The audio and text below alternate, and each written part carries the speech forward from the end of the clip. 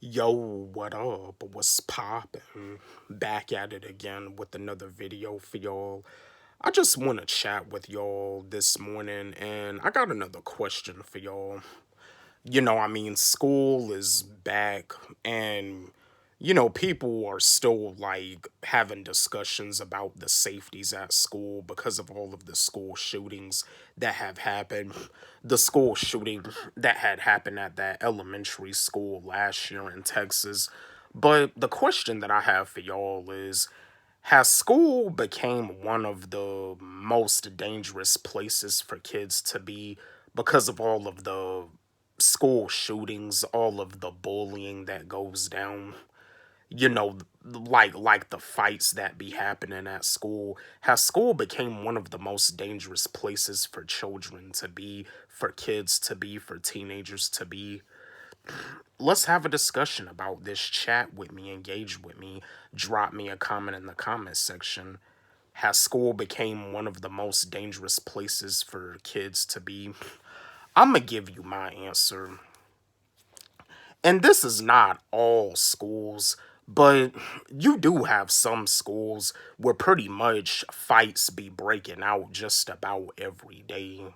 Like I said before, some people even be saying that when it comes down to school, some people even be saying that it's similar to prison. Like, with all the fights that be breaking out in school, with all the bullying that be going down, when kids be messing with other kids, like the kid that doesn't really mess with nobody is being messed with for pretty much no reason. Like, now these days, should a student in school be thinking like an inmate? Because like I had explained before, when an inmate is like in prison, when they're like in jail, they know that in their mind that they may be in a situation where they may have no choice but to fight.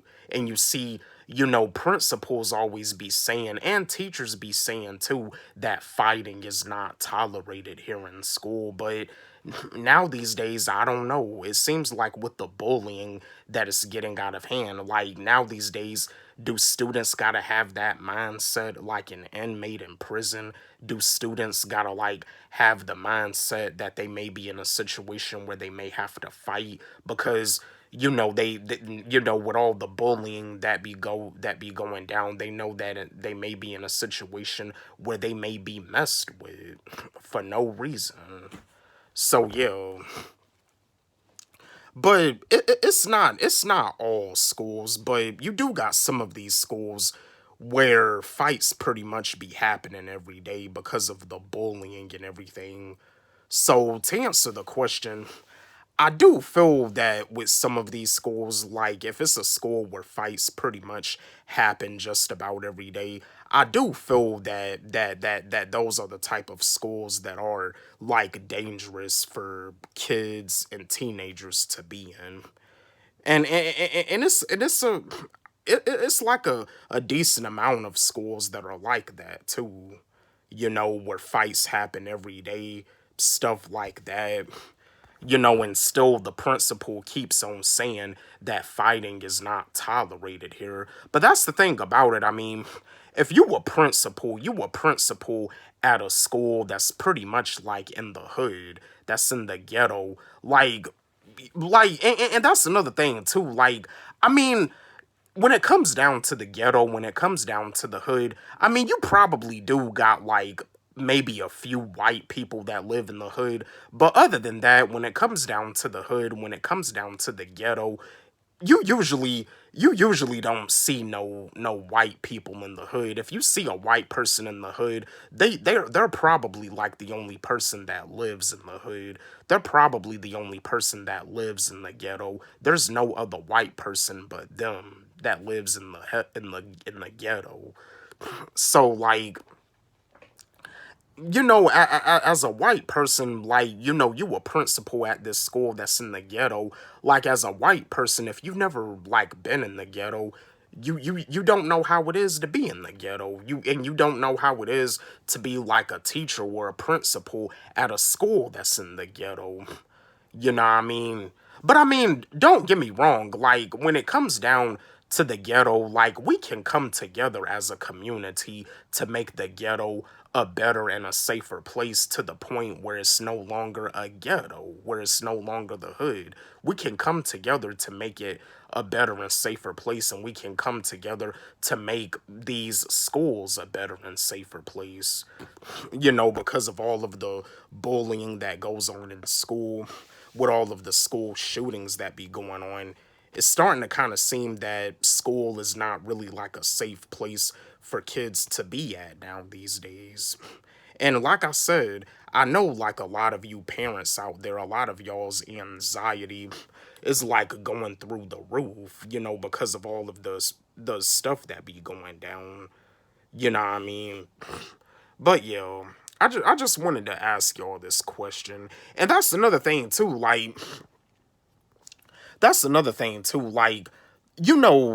you know, like being, and it's not just, as a white person, even as a black person, you want to be a teacher at a school in the ghetto. Like, you're a black person, but you never been in the ghetto. You never lived in the ghetto.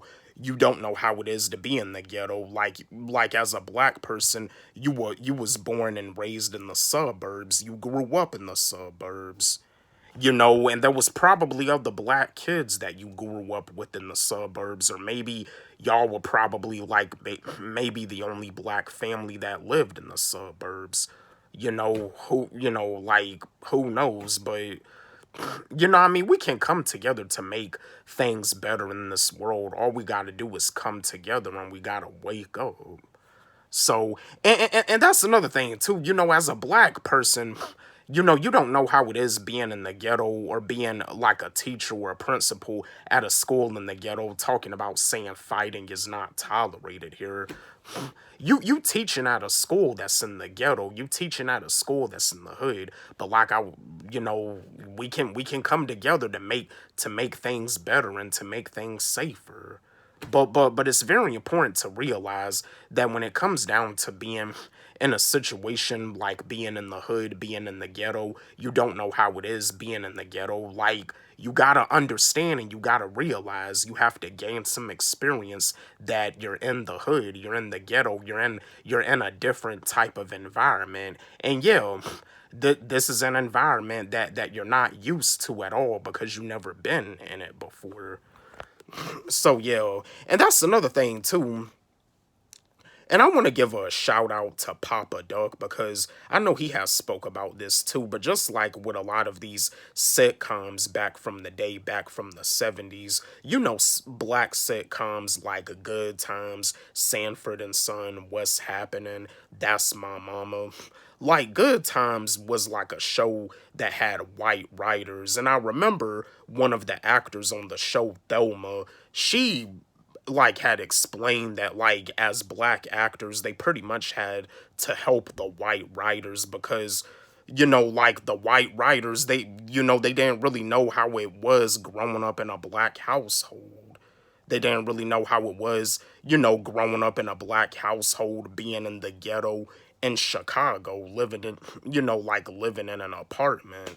And you see, like, Good Times was like a black sitcom based on a black family living in Chicago, living in the ghetto, like living in an apartment. But you see, Esther Roll, yeah, Esther Roll, God rest her soul, R.I.P. But Esther Roll, she only wanted to do the show unless, like, it had like a father figure on the show, because when it comes down to black families, like, it seems like in the black communities, and it's not all black families, but I guess maybe stereotypically, like, when it comes down to black families, like, a young black male, or like a young black female, like, when it comes down to a lot of black families, they don't really like have like a father figure.